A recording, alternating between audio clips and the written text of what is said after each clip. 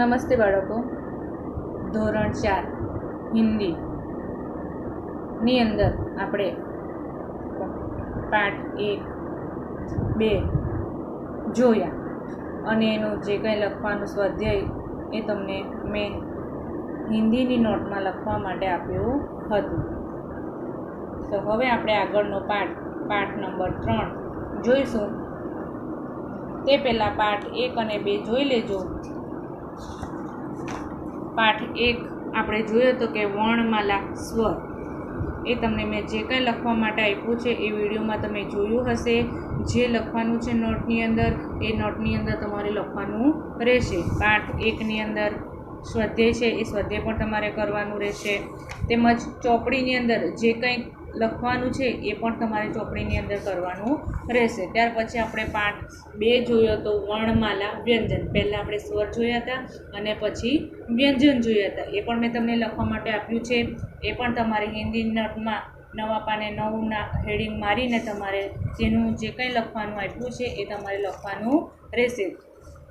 ત્યાર પછી જે આ ચોપડીની અંદર અનુલેખન કરવાનું છે તો એ તમારે ચોપડીની અંદર કરવાનું છે. ત્યાર પછી જે એનું સ્વાધ્યાય છે એ સ્વાધ્યાય તમારે તમારી નોટની અંદર સારા અક્ષરે કરવાનું રહેશે. ત્યાર પછી હવે આપણે આગળનો પાઠ જોઈશું. પાઠ નંબર 3, શરીર કે અંગ. શરીર કે અંગ એટલે શરીરના અંગો, અવયવો. આપણને ખબર જ છે કે આપણા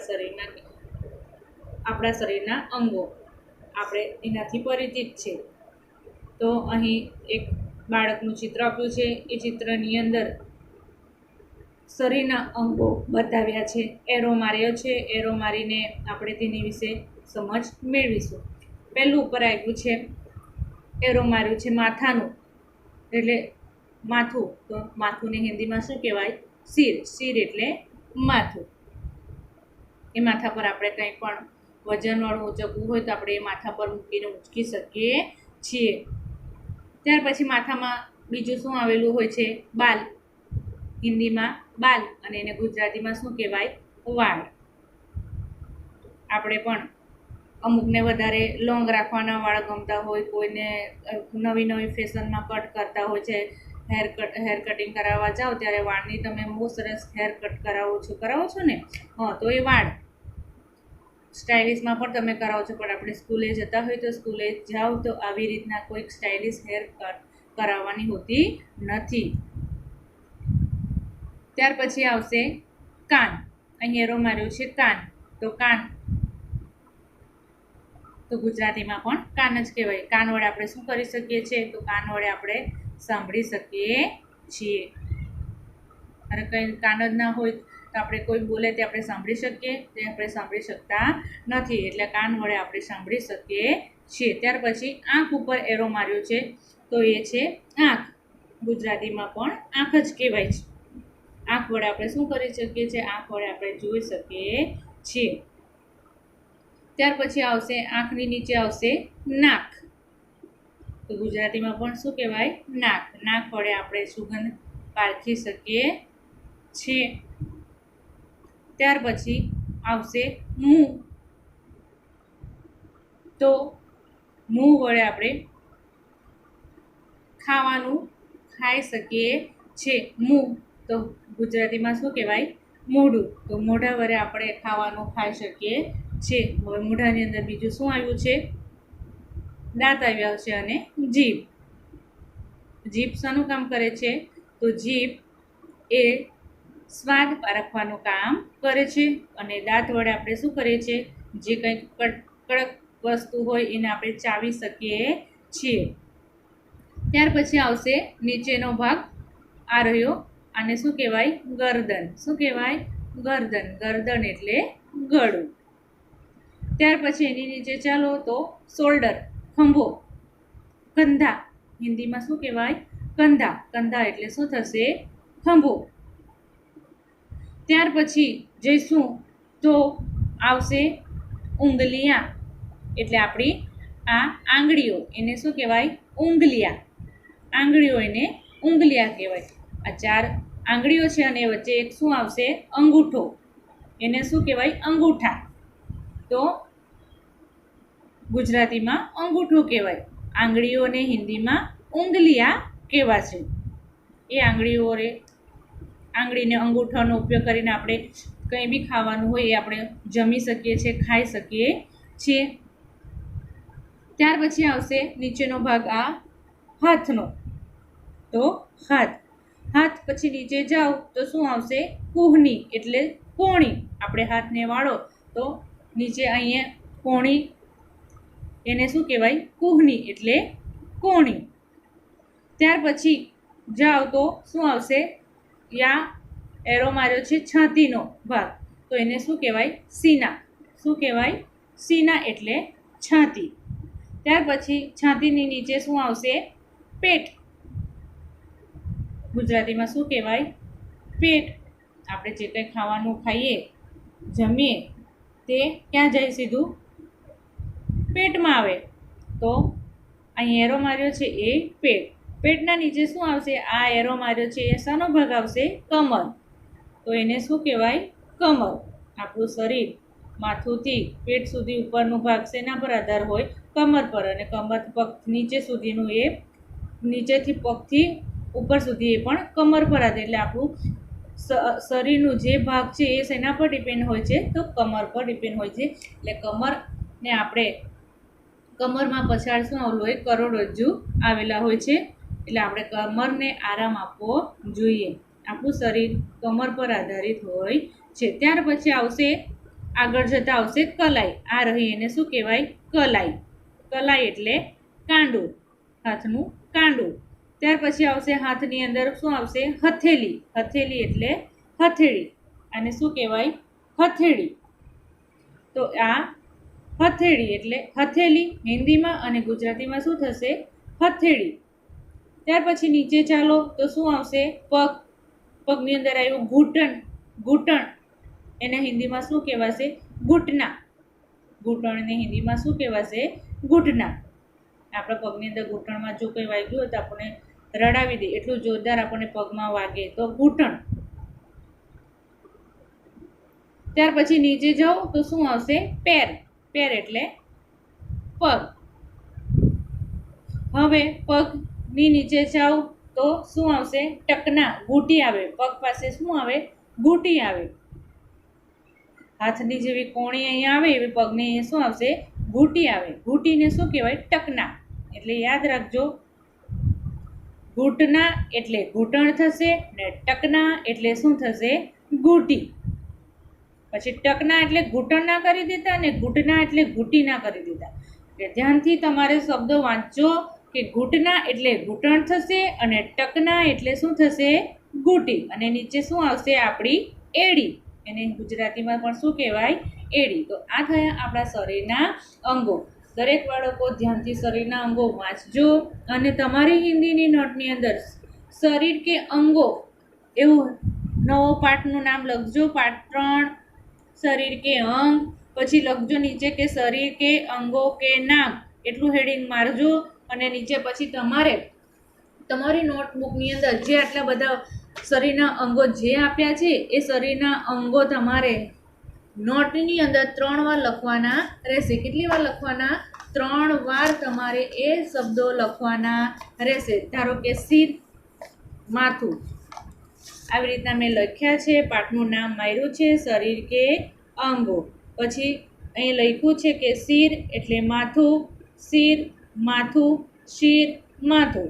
ત્યાર પછી બાલ એટલે વાળ, બાલ એટલે વાળ, બાલ એટલે વાળ. આવી રીતના જે દરેક તમારે જે અહીંયા જે જેટલા અવયવ શરીરના અંગોના નામ આપ્યા છે એ શરીરના અંગોના નામ તમારે તમારી હિન્દીની નોટની અંદર સારા અક્ષરે લખવાના રહેશે. એકવાર ફરી હું બોલી જઈશ.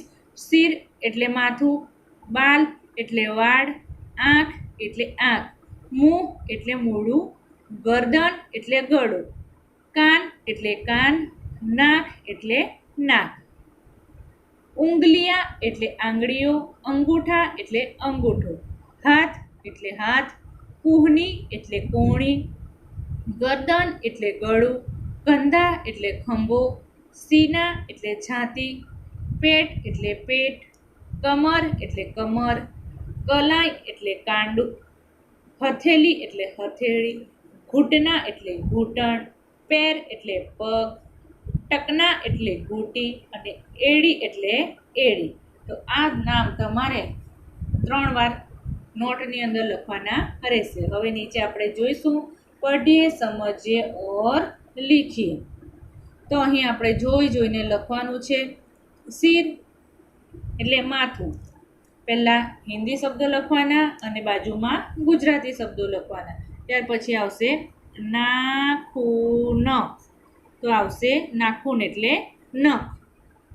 આને આપણે શું કહેવાય? નખ કહેવાય. આને શું કહેવાય? નખ એટલે નાખૂન. હિન્દીમાં શું કહેવાશે? નાખૂન.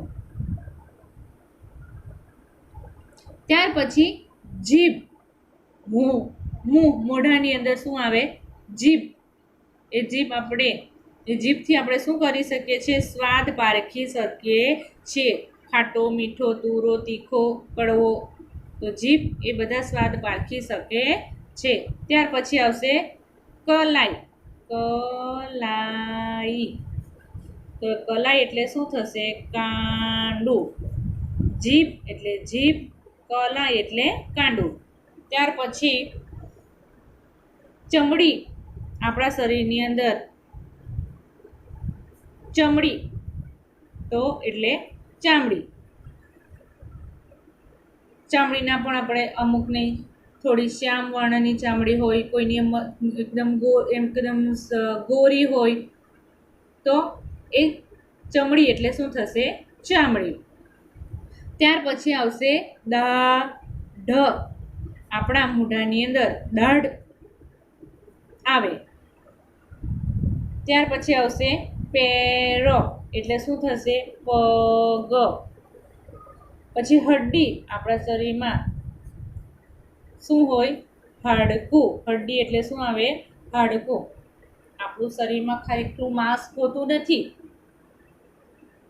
આપણા શરીરમાં હાડકાં પણ હોય. ત્યાર પછી આવશે બાહ એટલે હાથનો ઉપરનો અર્ધ ભાગ, એને બાહ કહેવાય. તો હાથનો ઉપરનો અર્ધ ભાગ એને બાહ કહેવાય. ત્યાર પછી આવશે ઓઠ એટલે હોઠ. ઓઠ એટલે શું થશે? હોઠ. તો તમારે ચોપડીની અંદર આ એકવાર લખવાનું છે અને નોટની અંદર પણ તમારે આ એકવાર સારા અક્ષરે લખવાનું છે. ત્યાર પછી આપણે સ્વાધ્યાય જોઈશું. સ્વાધ્યાયની અંદર લખ્યું છે કે प्रत्येक चित्र के नीचे उसका गुजराती और हिंदी नाम कोष्टक में से चुनकर लिखिए. સ્વાધ્યાયની અંદર લખ્યું છે કે કોષ્ટક આપ્યા છે, કોષ્ટકની અંદર ગુજરાતી અને હિન્દી બંને શબ્દો લખેલા છે. નીચે ચિત્ર આપ્યા છે, તો ચિત્ર જોઈને આપણે તે જગ્યાએ જે જવાબ આવતો હોય એ જવાબ આપણે લખવાનો રહેશે. અહીં આપણને જીભનું ચિત્ર બતાવ્યું છે, તો અંદર કોષ્ટકમાંથી આપણે જે લખ્યું હોય જીભ, તો તે અહીંયા નીચે લખવાનું રહેશે. તો અહીંયા બીજું ચિત્ર શાનું આપ્યું છે? આપણું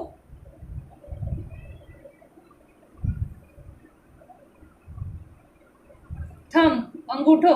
તો આપણે લખશું અંગૂઠો અને હિન્દીમાં પણ આપણે લખશું અંગૂઠા. હવે ત્યાર પછી અહીંયા શું આવ્યું?